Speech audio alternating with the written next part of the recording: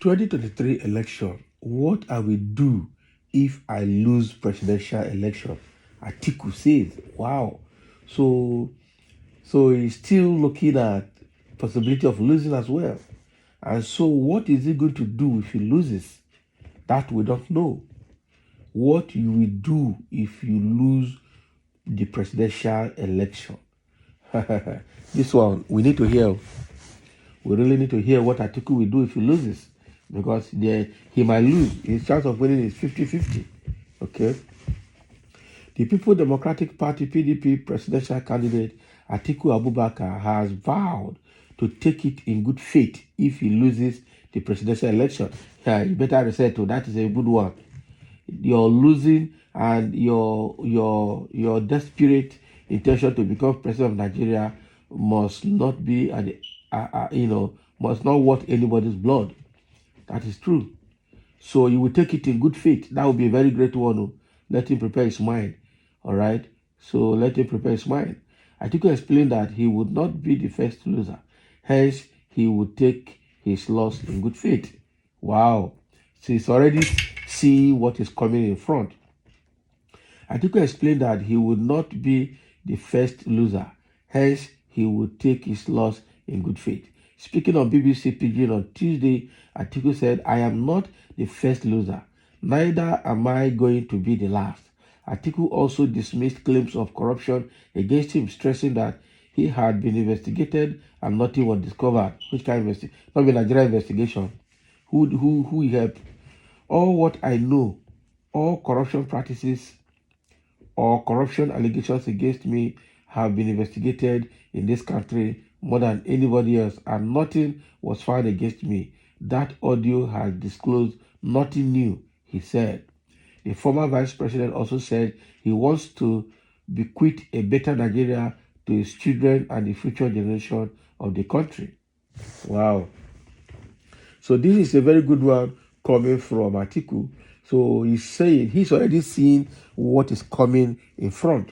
He's already seen that he might lose the election because the wave of the moment is towards Peter Obi, whether we like it or not. Whether we like it or not. Even Tinubu is already down because with all the errors, all the gaffes, and all the things happening around him, he is obviously not going to win this election. He's already he fought PDP, he fought Labour Party, now he's fighting APC, his own political party. So it's going nowhere. It's fighting Buhari directly now, not indirectly, he can't hide it anymore. So it's going nowhere. So Atiku on the other side is also seeing the trend of things. That first of all, Peter Obi is already claiming a lot of votes in the middle belt and in the south, and now dividing the vote in the north for him. So irrespective of his plan to talk with Kwakwanso to step down for him, it doesn't make any difference because it is obvious that Nigerians are tired of all this old crop of politicians. It's obvious to them too that people are following them, especially Tinubu and Atiku, to collect their money. They might not vote them. And that is why it's only Tinubu right now that is reckless in releasing money to the electorate, to his campaign team to share. But Atiku is very, very careful. The way he shared money in 2015 and 2019, he's not sharing money like that anymore this time around. That is why even whatever the G5 governors are doing doesn't bother him. The guy is just calm, watching everything, watching how things are turning out to be. This is a very good one from Atiku. So he's accepting his fate ahead of time because this is a very good one. Now he's seeing the future. He's seeing the front. His chances are getting slimmer. Just like Tinubu's chances are also getting slimmer. Okay? He has seen the way things are going. Even the fracas that is going on right now in PDP, between the PDP leadership and the G5 governors, is obviously having impact on the progress of the party. It's obvious. It is absolutely obvious that the way things are happening at PDP is impacting the party negatively. And Wike is not ready to mellow down. Wike is not ready to mellow down. So at the end of the day, this thing Wike is doing is going to put Labour Party, PDP at a position where they will not be able to get success. So Atiku, having analyzed all of this personally, I think so, has seen that he's not going to go anywhere. So he's accepting his fate ahead of time. He's preparing his mind against his loss ahead of time. And that is very good. So he won't just get high blood pressure when he eventually loses or break down in any form. So this is a very good one coming from Atiku. Let's see the comment that people have concerning what Atiku has said. Somebody say, you will not lose in Jesus' name. This is your time and you will be the next president. Can you imagine? This must be PDP person praying, say you will not lose in Jesus' name. We are talking about equity in the political system, allowing some people from other region to at least rule Nigeria. You are talking about in Jesus' name here. How did Jesus self done so far? Somebody say, God forbid, criminals recycling politicians. That is true. So somebody say lose or you lost. All right. So the thing get as it be. All right. The thing get as it be. Somebody say, I love Atiku to be president of Nigeria, but Fulani cannot vacate and Fulani take over back to back. Capital no. That's a very good one. So this guy is trying to be neutral and made a very neutral statement here. He loves Atiku as a person, but already Fulani is in power and cannot hand over to another Fulani. Nigeria is too big for that. What are you saying? What I say, no meaning.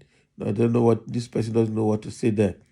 So you are right. Only a fool will not understand you, Ola. Yeah?